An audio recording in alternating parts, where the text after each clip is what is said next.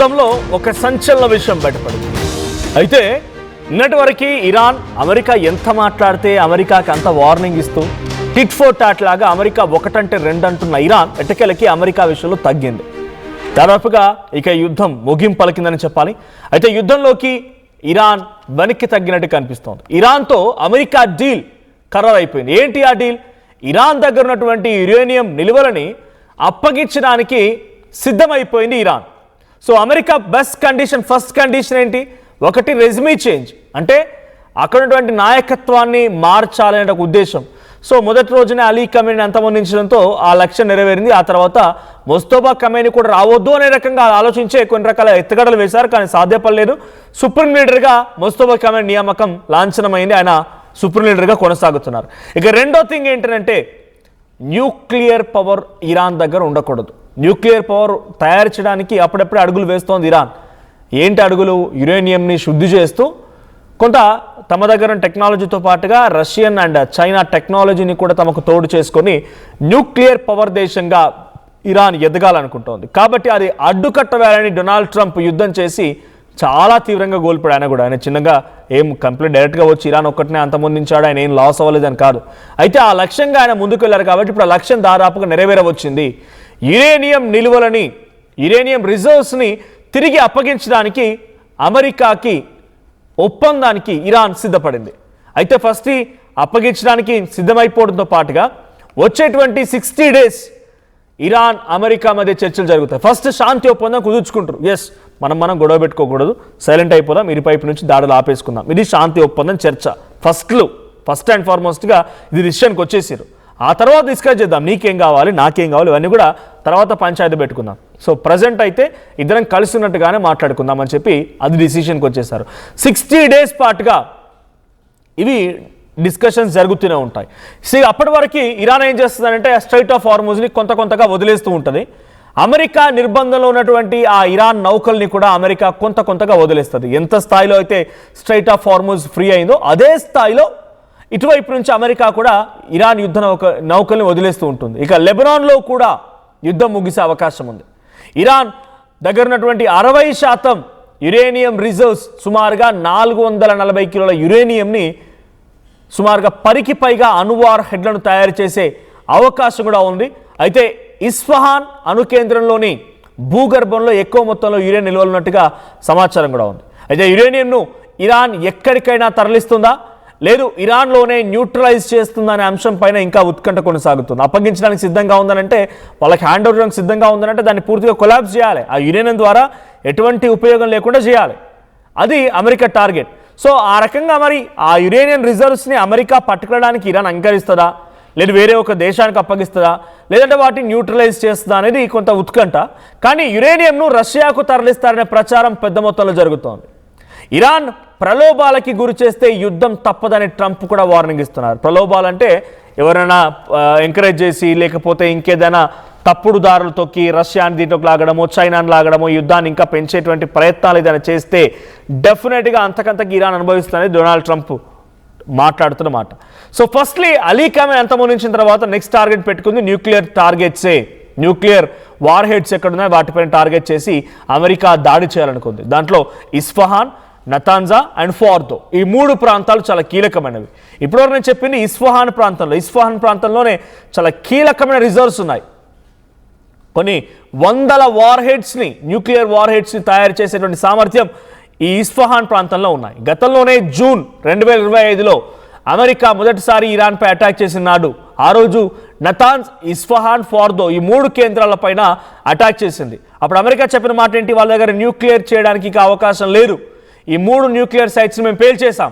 అక్కడికి లోపలికి భూగర్భంలోకి వెళ్ళడానికి, భూగర్భంలో నుంచి బయట రావడానికి ఇన్ అండ్ ఎగ్జిట్లు పూర్తిగా బ్లాక్ చేశాం. So there is no scope for Iran to prepare nuclear warheads. ఇది 2025 జూన్న దాడి చేసినప్పుడు అమెరికా చెప్పిన మాట. ఆ తర్వాత మళ్ళీ ఏం జరిగింది? మళ్ళీ ఇరాన్ ఇజ్రాయెల్కి మరి యుద్ధం మొదలైంది.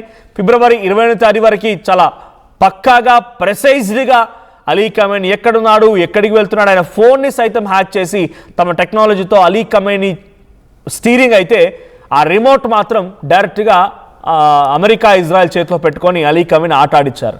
ఇక ఫిబ్రవరి 28న ఎగ్జాక్ట్గా అలీ ఖమేనీని అంతమొందించాలని స్కెచ్ వేసి అలీ ఖమేని అంతమొందించారు. ఆ తర్వాత అక్కడ సుప్రీం లీడర్ మెయిన్ చెప్పినట్టుగా నడుచుకోవాలని చెప్పి రకరకాల వార్నింగ్లు కూడా ఇచ్చారు డొనాల్డ్ ట్రంప్. ఆ తర్వాత ఇది సాధ్యపడలేదు.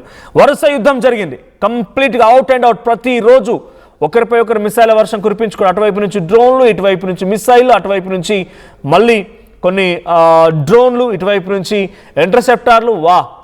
యుద్ధం నెక్స్ట్ లెవెల్ జరిగింది. సుమారుగా 45 రోజుల నుంచి 60 రోజుల పాటు వరకు జరిగింది. 60 రోజులు దాటిందంటే ఇక డొనాల్డ్ ట్రంప్కి సంఖ్యలు పడినట్టే. బికాజ్ ఆయన దేశంలో ఉన్నటువంటి రూల్స్ ప్రకారంగా 60 రోజులు కనుక యుద్ధం దాటితే డెఫినెట్గా కాంగ్రెస్ అనుమతి తీసుకోవాల్సిందే. అటు పబ్లిక్ నుంచి కూడా డెఫినెట్గా రెవల్యూషన్ వస్తోంది. అమెరికాలో కూడా ఆందోళన బాట పడుతున్నారు. అమెరికన్ సిటిజన్స్ డొనాల్డ్ ట్రంప్కి చుక్కలు చూపిస్తున్నారు తమ నిరసనలతో. దీంతో సైలెంట్ అయిపోయిన డొనాల్డ్ ట్రంప్ కండిషన్ పెడుతూ వచ్చాడు. Warning, condition, warning, condition. Warning ఏంటి? చంపేస్తానండి. కండిషన్ ఏంటి? యురేనియం నిల్వలు ఉండకూడదు. మీరు యురేనియం నిల్వలు కనుక ఉంచుకుంటే నేను ఇంతటి స్థాయిలో దాడి చేస్తే మీరు ఊరుకుంటారా? మళ్ళీ న్యూక్లియర్ని తయారు చేసి ఏదో రోజు నా మీద వేసిరంటే నేను చచ్చిపోతా అనవసరంగా. కాబట్టి మీ దగ్గర యురేనియం రిజర్వ్స్ ఉండకూడదు, న్యూక్లియర్ వార్ హెడ్స్ తయారు చేసే సామర్థ్యం మీ దగ్గర ఉండకూడదు అనే కండిషన్తో ప్రతిరోజు వార్నింగ్ ఇస్తాడు. తుఫాన్ ముందు అంతా నిశ్శబ్దంగా ఉంటుందని ఒక వార్నింగ్. పులి 2 అడుగులు వెనక్కి వేసిందంటే 10 అడుగులు ముందుకేయడానికంటే ఓ వార్నింగ్. అంటే అన్ని సినిమా డైలాగులు అయిన ట్వీట్లో కూడా ఆ స్థాయిలో వార్నింగ్లు ఇస్తూ ఇరాన్ని రకరకాలుగా భయపెట్టారు. ఇరాన్కి అనేక రకాల ఇబ్బందులు గురి చేశారు. ఇరాన్ని దాదాపుగా 20 లక్షల కోట్ల రూపాయల నష్టం వాటిల విధంగా ఇరాన్లో ఉన్నటువంటి బిల్డింగ్స్ని, ఇరాన్లో ఉన్నటువంటి ఇన్ఫ్రాస్ట్రక్చర్ని, ఇరాన్లో ఉన్నటువంటి బ్రిడ్జెస్ని, రైల్వే స్టేషన్స్ని, ఎయిర్పోర్ట్స్ని పూర్తిగా తునాతునకలు చేసింది అమెరికా. ఇరాన్ ఏం తక్కువ కాదు. ఇరాన్ కూడా అటు యుఏఈ, సౌదీ, కువైట్, ఖతార్, బహ్రాన్, బనామా ఈ దేశాల్లో చాలా భయంకరమైనటువంటి దాడులు ఇరాన్ కూడా చేసేది. డైరెక్ట్గా అమెరికా వార్షిప్స్పై కూడా ఇరాన్ అటాక్ చేసింది. అంటే ఇరాన్ ఏం తక్కువ తినలేదు. ఇరాన్ కూడా యుద్ధంలో నువ్వెంత అన్నట్టుగానే యుద్ధం చేస్తూ వచ్చింది. కానీ ఇప్పుడు ఎట్టకేలకి ఒక అడుగు వెనక్కి వేయకపోతే అటు అమెరికాకి నష్టమే, ఇరాన్కి కూడా నష్టమే. అందుకే ఒక అడుగు వెనక్కి వేస్తున్నాయి ఈ 2 దేశాలు కూడా. యురేనియం రిజర్వ్స్ని డెఫినెట్గా మీరు కిల్ చేయాల్సిందే, న్యూట్రలైజ్ చేయాల్సిందే. దీంతో పాటుగా మీరు నిజంగానే చేయాలనుకుంటే ఒకే ఒక్క చోట మాత్రం ఉంచుకోండి. అక్కడికి international atomic energy agency IAEA ఈ ఏజెన్సీ సైంటిస్టులు వచ్చి ఎప్పటికప్పుడు తనిఖీలు చేయడానికి, మీరు ఏం ప్రయోగం చేస్తున్నారో చూడడానికి, అటామిక్ ఎనర్జీ ఉన్నటువంటి దేశాల సరసన మీరు కూడా చేరాల్సిందే, ఆ మెంబర్షిప్ తీసుకోవాల్సిందే. ఇది డొనాల్డ్ ట్రంప్ పెట్టిన ఒక కండిషన్. మరి ఒకే ఒక్క దగ్గర ఆ కండిషన్ పెట్టి ఒకే ఒక్క దగ్గర మా దగ్గర న్యూక్లియర్ వార్ వెపన్స్ ఉండడానికి అవకాశం కల్పిస్తామని నువ్వెవరు చెప్పడానికంటూ వార్నింగ్ ఇచ్చినటువంటి డొనాల్డ్ ట్రంప్, ఇరాన్ మొస్తఫా ఖమేనీ ఇప్పుడు ఎట్టకేలకు వెనక్కి తగ్గారు. అయితే ఈ స్టేట్మెంట్ ఎలా పాస్ ఆన్ అయింది? పెజెస్కియాన్, ఇరాన్ ప్రెసిడెంట్ పెజెస్కియాన్ ఒక మీడియాతో మాట్లాడుతున్న క్రమంలో ఆయన ఏం చెప్పుకొచ్చారట అంటే, we are ready to solve this issue. ఇక యురేనియం రిజర్వ్స్ కూడా ఇవ్వడానికి సిద్ధంగా ఉన్నాం. ఎందుకంటే మా ఉద్దేశం ప్రపంచ దేశాలు అశాంతి నెలకొల్పడం కాదు, ప్రపంచ దేశాల్లో శాంతిగా ఉండాలనేటువంటి ఉద్దేశంతో ఉన్నాము. మాకు యురేనియం అనేది ఒక పవర్ కాదు, లేదంటే అది ఒక ఉపయోగించుకునేటువంటి అస్త్రం కాదు. మాకు మా స్ట్రెంగ్త్ తెలుసు, మా క్యాపబిలిటీ తెలుసు, మా కెపాసిటీ తెలుసు. సో మేము ప్రపంచ శాంతి కోరుకుంటున్నాం కాబట్టి అవసరమైతే దాన్ని తిరిగి వెనక్కి విచ్చేయడానికి లేదా న్యూట్రలైజ్ చేయడానికి సిద్ధంగా ఉన్నామని చెప్పి పెజెస్కియాన్ ఒక స్టేట్మెంట్ పాస్ చేశారు. ఇప్పుడు ఆ స్టేట్మెంటే ఈ యుద్ధానికి ముగింపుకి ఒక బలమైనటువంటి ఒక సంకేతం అందిస్తోంది. సో ఓవరాల్గా 440 కిలోల యురేనియం ఉందంట ఆ ఫార్దో ప్రాంతంలో. ఆ 3 దాంట్లో ఫార్దో, నతాన్జా అండ్ ఇస్ఫహాన్. ఈ 440 కేజీల యురేనియం రిజర్వ్స్తో సుమారుగా కొన్ని వందల వార్ హెడ్స్ని క్రియేట్ చేయవచ్చు. సో ఇప్పుడు వెంటనే ఇరాన్ అండ్ అమెరికా కలిసి చేసుకునే ఒప్పందం ఏంటంటే శాంతి, 2 వైపుల నుంచి శాంతి. ఇక క్లోజ్, ఈ మ్యాటర్ క్లోజ్. ఇద్దరం మాట్లాడుకుందాం, 60 days పాటుగా చర్చిద్దాం. అయితే అప్పటి వరకు మీ నౌకల్ని వదిలిపెట్టిన అమెరికా అంటే అప్పటి వరకు నేను కూడా స్ట్రైట్ ఆఫ్ హార్మూజ్ని వదిలిపెట్టాను. నువ్వు ఏ స్థాయిలో అయితే నౌకల్ని వదిలిపెడతావు నేను అదే స్థాయిలో స్ట్రైట్ ఆఫ్ హార్మూజ్లో నౌకల్ని కూడా ఫ్రీ మూమెంట్ ఇస్తానని చెప్పి ఇరాన్ చెప్తోంది. నాకు తెలిసి ఆ యురేనియం రిజర్వ్స్ ఇచ్చినా న్యూట్రలైజ్ చేసినా యుద్ధం ఇక్కడ తాగలేదు. బికాజ్ ఇద్దరు కూడా ఈగోకే వెళ్తున్నారు. నా మాట వినడా వాడు అని చెప్పి డొనాల్డ్ ట్రంప్ అంటే, నువ్వు చెప్తే నేను ఎందుకు ఇంటరా బాబు అని చెప్పి ఇటువైపు నుంచి ముస్తఫా ఖమేనీ అంటున్నారు. ఎగ్జాక్ట్ ఇదే జరుగుతుంది అక్కడ. సో నువ్వెంత అంటే నువ్వెంత అనుకుంటున్నారు. కాబట్టి ఇప్పటికిప్పుడు ఈ యుద్ధం ఆగుతుందనేటువంటి శాంతి చర్చలో 60 రోజుల పాటుగానో ఇంకేరే జరిగినా మళ్ళీ హమాసో హెజ్బోలనో బాంబు తీసుకెళ్ళి ఇజ్రాయెల్ మీద వేస్తుంది. ఇజ్రాయెల్ మళ్ళీ లెబనానో, సిరియాలనో, హమాస్ పైనో, అటు హౌతీల పైన దాడి చేస్తుంది. నా ప్రాక్సీ దేశాలపైన, నా మద్దతుదారులపైన ఎలా దాడి చేస్తామని మళ్ళీ ఇరాన్ మళ్ళీ గొడవకు వస్తుంది. ఆ గొడవ కాస్త మళ్ళీ ఇంత తీవ్రతరం అవుతూనే ఉంటుంది. ఇది నాన్ స్టాప్ యుద్ధం. దీనికంటూ ఒక ఐడియాలజికల్ ఫుల్ స్టాప్ అనేది ఉంటుందా అంటే బహుశా ఇప్పటి వరకు ఎవరో ఒకరు కంప్లీట్ తగ్గితే తప్ప ఆ యుద్ధం ఆగరు. ఇప్పుడున్న సిచ్యువేషన్లో ఎవరు తగ్గేలా కనిపించట్లేదు, దానికి ఐడియాలజికల్ స్టాపేజ్ కూడా కనిపించట్లేదు. చూద్దాం ఇది ఎప్పటివరకు వెళ్తున్నది. ఇక హర్మూజ్ జలసంధిని మాత్రం కొంత క్లియరెన్స్ ఇస్తే అయితే ప్రపంచ దేశాల్లోకి వెళ్ళేటువంటి 20% ఆయిల్ సరఫరా ఇక్కడి నుంచే జరుగుతుంది కాబట్టి ఆ దేశాలకు మాత్రం ఇది ఒక బిగ్ రిలీఫ్ అని చెప్పాలి. నిజంగా ఆ శాంతి చర్చలు పూర్తయిపోయి యుద్ధం ఆగాలనే మనం కూడా కోరుకుందాం.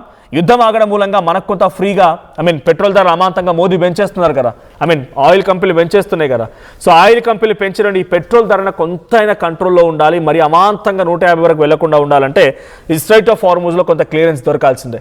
So America Donald Trump Iran కండిషన్స్కి, ఇరాన్ పెట్టినటువంటి మాటలకి యాక్సెప్టెన్స్ ఉంటుందా, ఏ రకంగా ముందుకెళ్తారో చూడాలి. సో ఏదేం జరిగినా అమెరికా ఇరాన్ యుద్ధం మాత్రం కొంత ముగింపు పలకబోతున్నారు అనేటువంటి మాటలు, ఆ సంకేతాలు అయితే ఇరాన్ ప్రెసిడెంట్ పెజెస్కియాన్ నుంచి వస్తున్నాయి.